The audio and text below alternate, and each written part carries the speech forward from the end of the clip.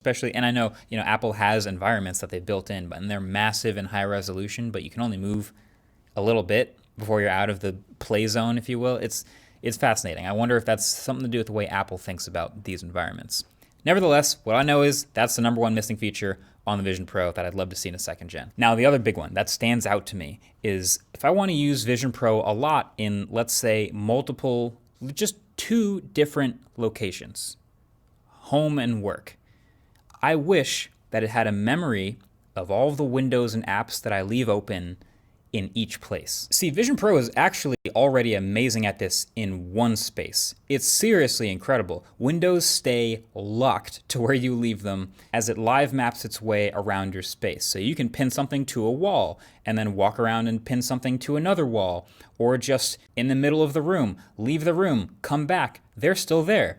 I even tried, ready for this? I pinned a window right here between these two cars in the parking lot.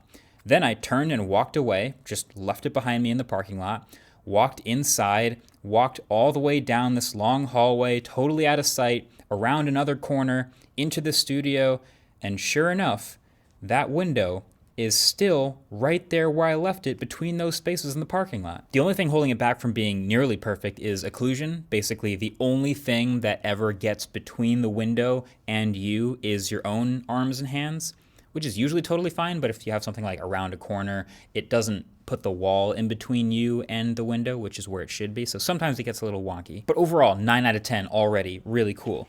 But the second it gets dinged is when you want to do this in more than one space.